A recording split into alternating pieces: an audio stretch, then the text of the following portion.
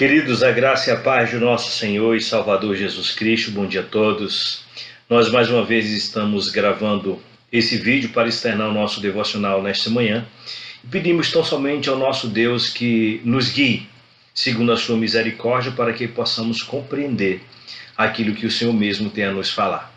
O texto que iremos usar para meditarmos no nosso devocional no dia de hoje se encontra lá em Mateus capítulo 5, versículo 3, que diz: Bem-aventurados os pobres de espírito, porque deles é o reino dos céus. Vamos orar em nome de Jesus. Senhor Deus e Pai, exaltado e glorificado seja o teu nome, Senhor, porque o Senhor é Deus em cima nos céus, contempla toda a terra. O Senhor mesmo é o Criador dos céus e da terra, e o Senhor é o detentor de todo o poder, e toda a supremacia está em tuas mãos. Por isso te pedimos nesta manhã, venha a nós o teu reino, ou seja, reina sobre nós, nos livros, Senhor Deus, de todo mal, de toda tentação. Nós te pedimos todas essas coisas no nome de Cristo Jesus, teu Filho. Amém. Queridos, quando nós nos deparamos com textos brilhantes como esse, que se encontra no princípio do Sermão do Monte, isso nos enche os olhos, porque a primeira bem-aventurança, em Mateus capítulo 5, verso 3, obviamente, portanto, é um exame bem penetrante para cada um de nós, para cada um daqueles que foram escolhidos em Cristo Jesus, para cada um daquele por quem ele morreu na cruz do Calvário. Não somente quando nós encaramos a nós mesmos, mas especialmente como nós encaramos a mensagem completa do Sermão do Monte. Nós vamos entender, ou nós precisamos entender, eu e você precisamos entender, que essa mensagem, o Sermão do Monte, o seu princípio condena em termos, irmãos, em termos algo que eu e você, e que você e eu não podemos fazer. Ou seja, o Sermão do Monte começa com essa expressão que enche os nossos olhos e que deve ser captada pela minha e pela sua mente, pelo meu e pelo seu coração, que o sermão está falando de uma mensagem que é de algo que eu e você jamais poderemos compreender. Veja, não só fazer, mas também nós não podemos compreender. E ele nega isso, irmãos, desde o começo. E se nós não captarmos isso, se nós não refletirmos sobre isso, nós não vamos também compreender mais nada daquilo que é descrito no Sermão do Monte. Aí é onde se acha, irmãos, essa tão evidente condenação de todas aquelas opiniões que entendem o Sermão do Monte como se for uma nova lei. Porque o Sermão do Monte não é uma nova lei. O Sermão do Monte para muitos é a introdução do reino de Deus aqui na terra. Jesus estava ensinando sobre isso, mas também não é isso. Apesar que vários teólogos no início do século XX pregavam sobre isso, onde eles enfatizavam a questão do Sermão do Monte como sendo a introdução do reino de Deus aqui na terra. E para eles era só falar do Sermão do Monte, era só expressar o Sermão do Monte, que as pessoas, que os homens começavam de imediato a colocar tudo aquilo em prática.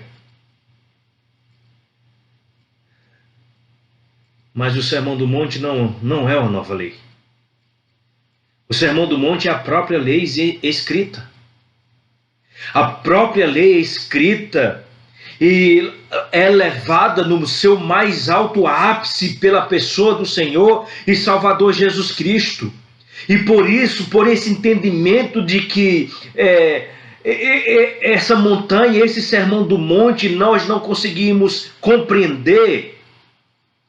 E é algo que também nós não conseguimos fazer o que está descrito nele, porque até o próprio apóstolo Paulo, quando ele diz que se gloria, Ele se gloria exatamente na cruz de Cristo e não no Sermão do Monte.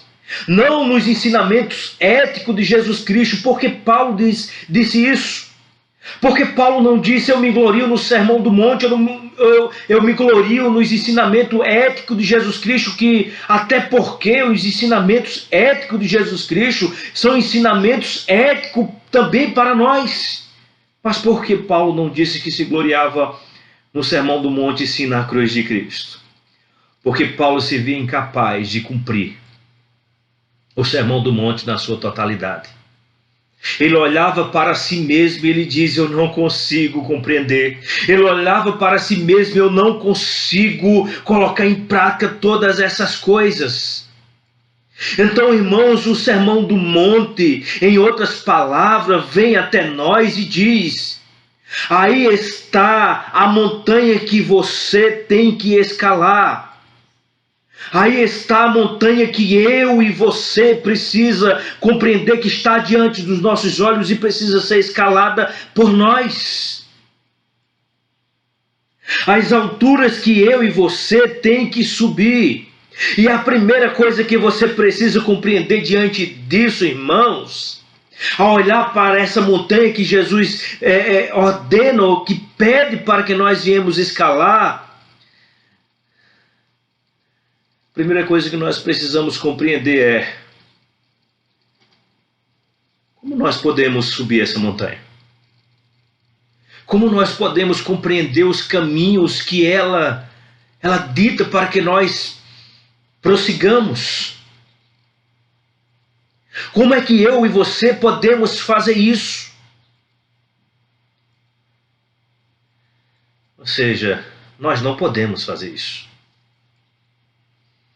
Não tem como eu e você fazer isso. Nós somos totalmente incapazes de cumprir com aquilo que está descrito no Sermão do Monte. Nós somos totalmente incapazes da compreensão de tudo aquilo que é descrito. Como eu e você podemos, na nossa mente racional, compreender que bem-aventurado um homem que é pobre de espírito? Como compreender que esse pobre de espírito é dele? É de tal o reino dos céus? Como entra na mente racional do homem tal coisa? Ou como pode entrar? Ou como pode estar na nossa mente? É impossível compreender essas coisas. É impossível alguém entender que ele, ao mesmo tempo que é pobre de espírito, ele é feliz.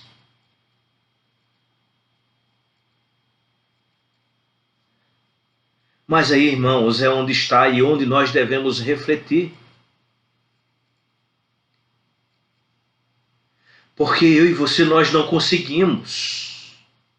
Nós não conseguimos introduzir, ou nós não conseguimos nos introduzirmos nessa caminhada, a subida dessa montanha, sozinho.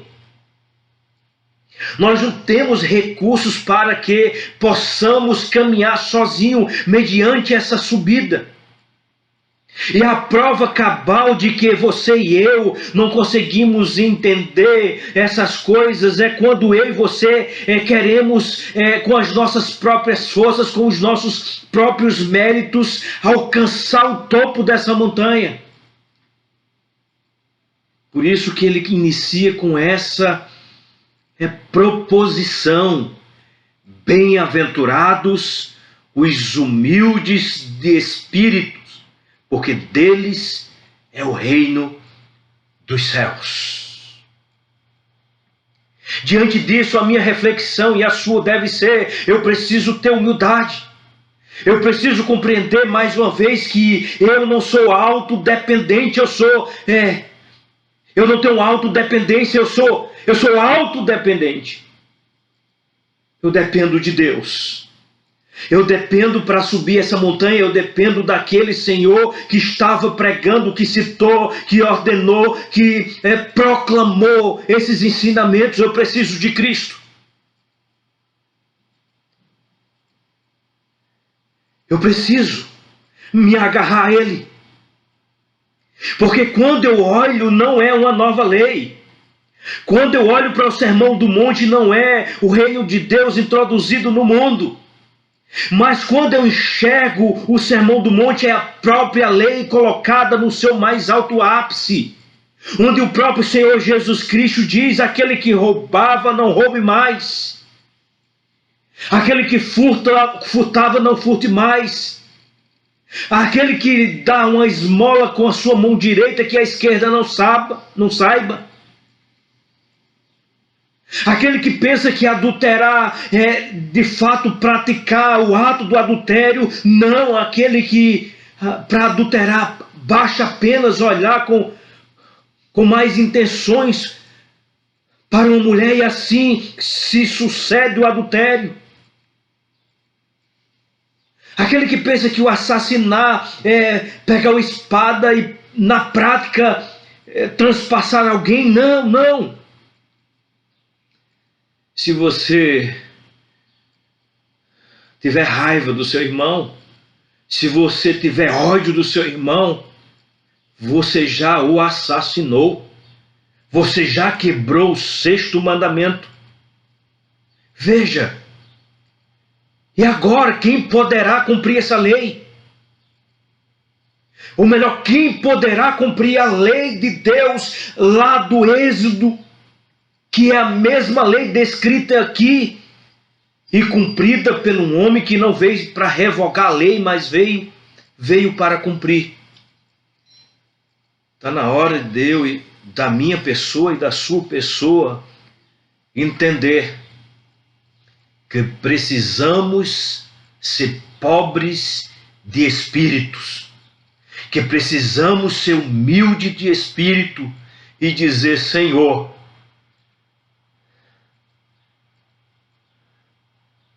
deixa eu me agarrar em Ti.